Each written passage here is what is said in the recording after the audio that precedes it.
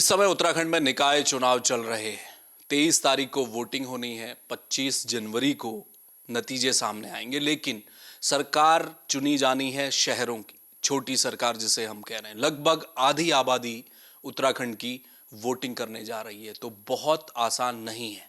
एक चुनौती है एक आम नागरिक वोटर के लिए भी कि वो अपने मेयर, पालिका अध्यक्ष और नगर पंचायत अध्यक्षों का चुनाव कर रहे हैं, सभासद, पार्षद का चुनाव कर रहे हैं, सदस्यों का चुनाव कर रहे हैं। वो जो आपके मोहल्ले में आपके सामने खड़े होकर आपके जनप्रतिनिधि कहलाएंगे, तो उनकी क्वालिटी क्या होनी चाहिए, ये डिबेट शुरू हुई उत्तराखंड में। और सामाजिक कार्यकर्ता अनूप नौटियाल ने इसकी शुरुआत की। एक इनिशिएटिव उन्होंने कहा कि क्यों ना हो कि अगर कोई मेयर का चुनाव लड़ रहा है, केवल देहरादून नहीं, हल्द्वानी और बाकी जगह रुद्रपुर, काशीपुर में भी करिए, मेयर के प्रत्याशियों को लाइए और खुली डिबेट करिए, जनता के सामने बताइए कि आपका एजेंडा क्या है अगले 5 साल के लिए उस शहर के लिए। बहुत सुंदर एक इनिशिएटिव था और इसको स्वीकार कांग्रेस के प्रत्याशी ने तो कर लिया, देहरादून में मेयर प्रत्याशी वीरेंद्र पोखरियाल। और क्या सौरभ थपलियाल जो भाजपा के हैं वो मानेंगे, उस पर भी हम चर्चा करेंगे। तो आज मैं आपको अनूप नौटियाल से आपकी मुलाकात करा रहा हूं। सर, आपका बहुत स्वागत है।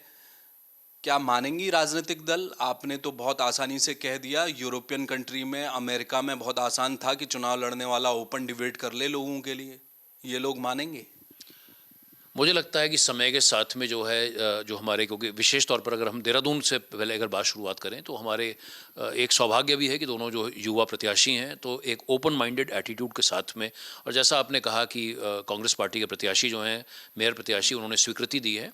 मुझे इस बात का पूरा भरोसा है कि जो भारतीय जनता पार्टी के भी जो युवा प्रत्याशी हैं वो भी निश्चित तौर पर एक बार जब आपकी उनसे बात होगी तो एक तो ये वाली बात हुई। और ये महत्वपूर्ण क्यों है, जैसा अभी आपने परिचय में कहा कि, और आपने बड़ा अच्छी ये वाली बात बोली कि हम सिर्फ देहरादून शहर की ही बात नहीं कर रहे।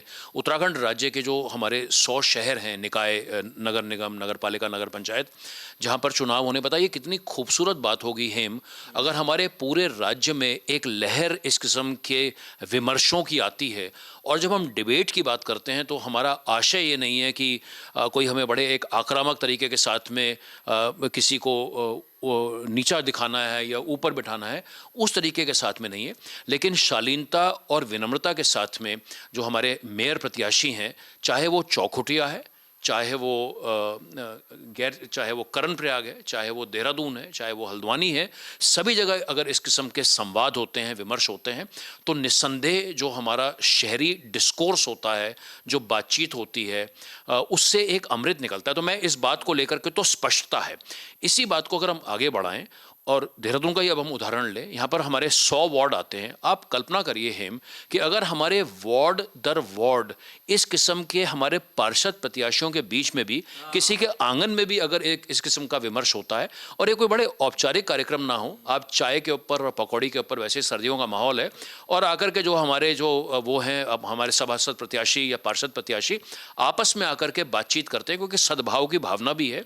और इसका जो पूरा उद्देश्य न सिर्फ ये जानने का है कि उनकी सोच क्या है, उनका विजन क्या है, लेकिन इसके अलावा इसका एक और जो गहरा तात्पर्य और आशय ये है कि जो हम ग्रास रूट्स डेमोक्रेसी की बात करते हैं, ज़मीनी स्तर पर अपने लोकतांत्रिक ताकतों को मजबूत करने की बात करते हैं, जन सहभागिता की बात करते हैं, इन तमाम सोच और विचारधारा को इस किस्म के जो आयोजन है वो बल देते हैं। तो यही एक उम्मीद के साथ में आगे बढ़ रहे हैं। आज 4 तारीख है, आज से 19 दिन के बाद में हमारे राज्य में, जैसा आपने भी कहा, 23 तारीख को चुनाव होंगे। तो ये आने वाला वक्त बताएगा कि आपकी और हमारी ये जो मुहिम है, संयुक्त मुहिम, और हमारी जो अपेक्षा है, आशा है, ये कहाँ तक हमें परिणाम दिखाती है। एक सवाल और मेरा सर, जैसे हमने कहा कि मोहल्ले में, वार्ड में जाकर सभासद भी बात करें। भारतीय राजनीति में आप तो लंबे समय से देखते आ रहे हैं, ऐसी शुरुआत मुझे नहीं लगता कहीं हुई हो कि राजनेता अगर निकाय चुनाव लड़ रहा है, या त्रिस्तरीय पंचायत है, या विधायकी का है, या लोकसभा का है, अमूमन राजनीतिक दल ये करते हैं कि एक गैदरिंग हो जाती है, उनकी एक रैली होती है, वहाँ पर उनके समर्थक आते हैं या दूसरे लोग आते हैं, उनके सामने भाषण होते हैं और उसके बाद वो रैली ख़त्म हो जाती है। जब डिबेट की बात आएगी, 2 लोग जब अलग अलग दलों के बैठेंगे तो उनको फिर तैयारी भी करनी है, उनको अपना एक एजेंडा भी बताना पड़ेगा। तो क्या ये एक रिफॉर्म की जो चुनाव सुधारों की बात पूरे देश में होती है, आपको लगता है कि वो चुनाव सुधार हमारे हाथ में है, यहीं से शुरुआत हो सकती है? देखिए, आपने उसका एक बड़ा अच्छा जो आपने एंगल ये वाला बताया है, ये बड़ा बेहतरीन एंगल है, क्योंकि जब हमें पता है कि चाहे अभी अभी कुछ कुछ समय पहले पूरे देश में, उत्तराखंड राज्य में लोकसभा के चुनाव हुए, उससे पहले 2022 में विधानसभा के चुनाव हुए, और इन सभी चुनावों में चुनाव आयोग ये भरसक प्रयास करता है कि जो वोटर पार्टिसिपेशन है, जो वोट प्रतिशत है मतदान, उसको भी बढ़ावा मिले। लेकिन उसके बाद में अगर उसको मोटी मोटी बात बोली जाए तो ढाक के तीन पात होते हैं। हमने पिछले इतने समय से हम देख रहे हैं, लेकिन वोटिंग परसेंटेज नहीं बढ़ रहा है। तो लेकिन हम ये नहीं कह रहे कि आप अपने प्रयास बंद कर दीजिए, तो वो तो एक अप्रोच है। तो वो तो एक ऊपर से एक जिसे हम कहते हैं भाई टॉप डाउन है, वो ऊपर से आ रही है और लोगों तक जा रही है। लेकिन जो बात हम कर रहे हैं ये ज़मीन से ऊपर जा रही है, इसे हम बॉटम अप कहते हैं।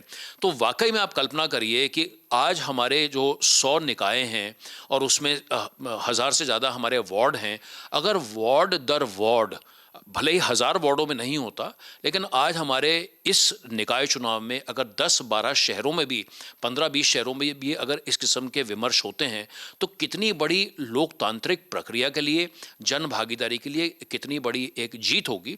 और इसका जो टेम्पलेट है या इसका जो प्रारूप है वो भी बड़ा सरल है।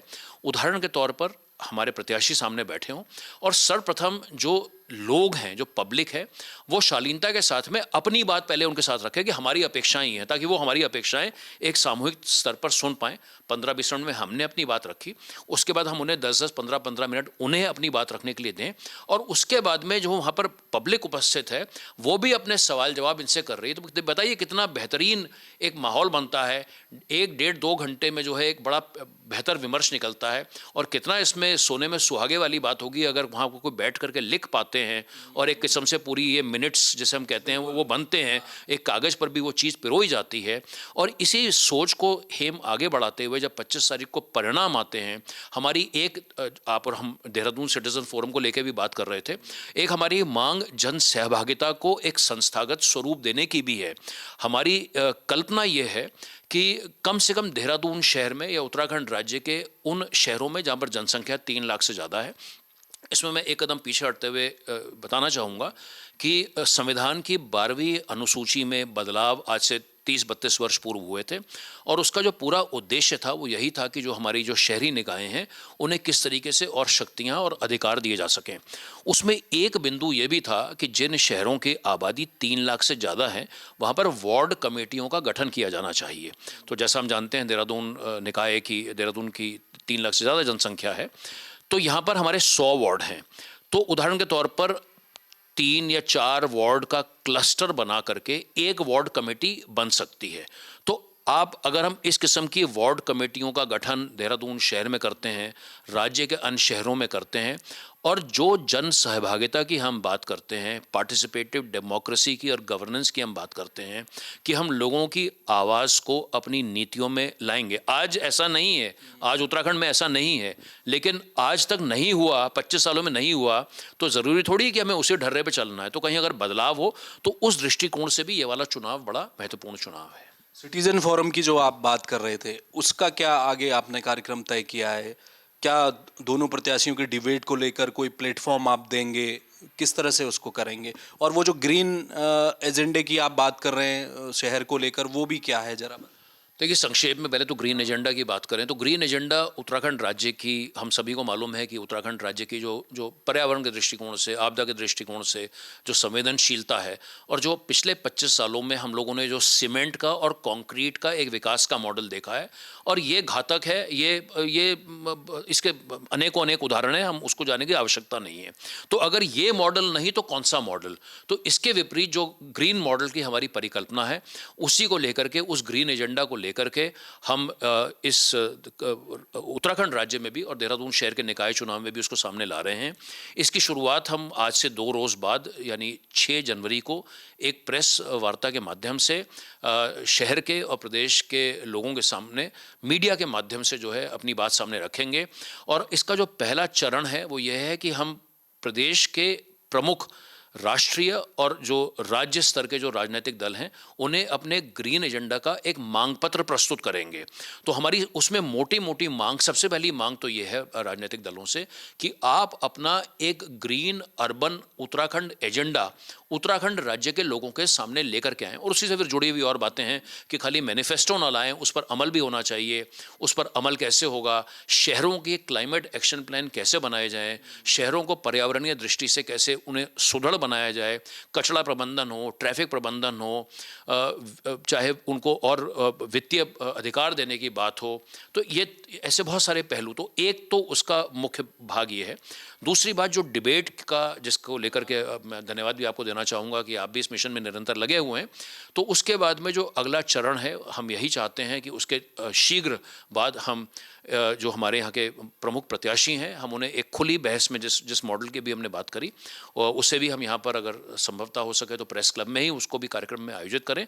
और जैसा मैंने कहा, मैं अपनी बात को दोहराना चाहूँगा कि शालीनता के साथ में हम अपनी बात, हम यानी जो हमारा नागरिक समूह है देहरादून सिटीजन फोरम का, हमारे जो इस शहर के लगभग 400 जो उसके सदस्य हैं, हम लोगों की अपने मेयर प्रत्याशियों से और राजनीतिक दलों से क्या अपेक्षा है, पहले हम अपनी बात प्रस्तुत करें, दूसरी हम उनकी बात सुने, और वहाँ पर जो लोग आए हुए हैं वो भी अपनी बात रखें, ताकि एक तरफा संवाद ना हो। मतलब ये ना हो कि खाली जी नेताजी आए और नेताजी बोल करके चले गए, लेकिन नेताजी भी बोल रहे हैं, पब्लिक भी बोल रही है, एक दूसरे के साथ में संवाद हो रहा है, और जो हमारा इलेक्टोरल डिस्कोर्स है जिसे हम कहते हैं, वो एनरिच भी हो रहा है, और बात जो है आगे बढ़ रही है। और पूरा इसका ध्येय जो है वो यही है कि हमारे शहरों में हमारा शहरीकरण बेहतर कैसे हो, और इन शहरों में रहने वाले जो लोग हैं उनके शहरी जीवन में कैसे सुधार आ सके। ये मोटी मोटी जो सोच है और उद्देश्य उस ग्रीन एजेंडा का यही है। बहुत शुक्रिया। Thank you so much. चलिए तो देखते हैं, चुनौती है दोनों प्रत्याशियों के लिए, दोनों क्या, जो बाकी भी मेयर के प्रत्याशी हैं उनके लिए भी ये चुनौती बिल्कुल है कि आप आइए, डिबेट करिए, आमने सामने बैठिए, सामने जनता है, एक ग्रीन एजेंडा भी है जो आपके सामने रखा गया है। देहरादून में आज ही के दिन आप देखिए, जो प्रदूषण है वो लगातार बढ़ता जा रहा है, एयर क्वालिटी लगातार ख़राब होती जा रही है, ट्रैफिक में हमने अपने यंग बच्चों को मरते हुए देखा है, बहुत सारी समस्याएं हैं, मलिन बस्तियों का एक अलग विषय है। ये पॉलिटिकल एजेंडे में किस तरह से पार्टियां रखती हैं वो एक अलग विषय है, लेकिन अब शहर के लोगों के लिए उसी अंदाज में सोचना पड़ेगा। हमारी आने वाली पीढ़ी के लिए अगले 10 साल, 20 साल, 30 साल देहरादून किस तरफ जाएगा, क्या वो एक ग्रीन देहरादून की तरफ बढ़ पाएगा, वो भी बड़ा सवाल है। और इसकी शुरुआत कहाँ से होगी? मेयर की कुर्सी से ही होगी, क्योंकि वही शहर के सर्वे सर्वा होंगे। तो देखते हैं राजनीतिक दल क्या, अनूप नौटियाल सामाजिक कार्यकर्ता जो एक मुहिम चला रहे हैं उसके अकॉर्डिंग आएंगे, एक टेबल पर बैठेंगे, डिबेट करेंगे, रहेगी नजर। कैमरामैन मयूर उपाध्याय के साथ हेमभट्ट, जय भारत टीवी।